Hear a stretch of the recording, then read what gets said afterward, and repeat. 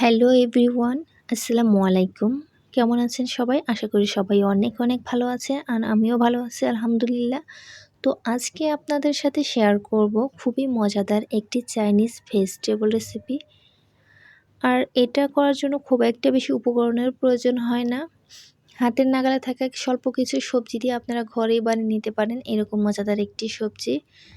আর এটা করার জন্য আমি যে সবজিগুলো নিয়ে নিয়েছি তা হচ্ছে গাজর, বরবটি, বাঁধাকপি আর নিয়ে নিয়েছি শসা। তো চলুন সবজিগুলো কেটে নেওয়া যাক। তো দেখতেই পাচ্ছেন আমি সবগুলো সবজি একই সাইজ করে কেটে নিচ্ছি। এভাবে আমি বাকি সবজিগুলো কেটে নেব।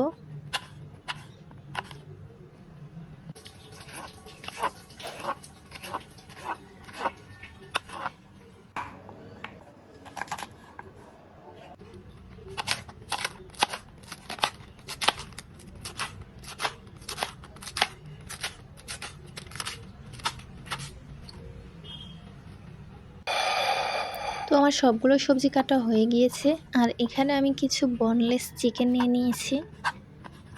চিকেনগুলোকেও সবজির সাইজেই কেটে নেব।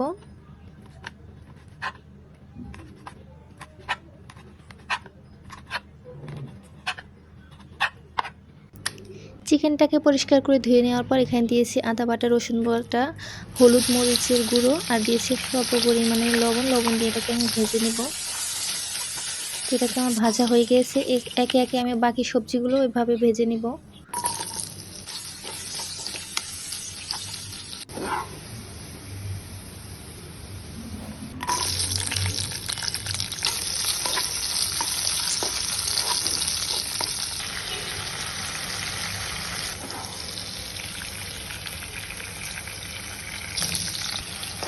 খেয়াল রাখতে হবে সবগুলো সবজি যেন ডিপ ফ্রাই হয়ে না যায়।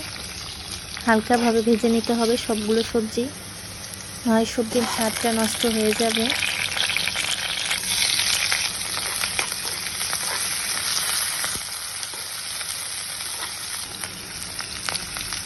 পেঁয়াজটা ভাজা হয়ে যায়, এখানে আমি দিয়ে দিব পেঁয়াজ আর কাঁচামরিচ। তারপর এটাকে কিছুক্ষণ নিয়ে নেওয়ার পর বাকি সবগুলো পোড়ামিটি সবজি আর চিকেনটা এখানে আমি দিয়ে দিব। তারপর এখানে আমি দিয়ে দিব স্বল্প পরিমাণে সয়া সস। তারপরে দিয়ে দিব টমেটো সস। টমেটো সসটা একটু বেশি নিয়েছি কারণ যেহেতু আমার এখানে সবজিটা একটু বেশি। আর এটাকে আমি মিনিমাম 2 মিনিটের মতো আর ফ্রাই করে নেব। তারপর এখানে আমি দিয়ে দিয়েছি সাদা তেল। সাদা তেল দিয়ে দেওয়ার পর একটু ফ্রাই করার পর এটাকে আমি নামিয়ে নেব। দেখতেই পাচ্ছেন আমার সবজিটা কত সুন্দর ফ্রাই হয়েছে। এটা দেখতেও যেমন লোভনীয়, খেতেও বেশ মজাদার।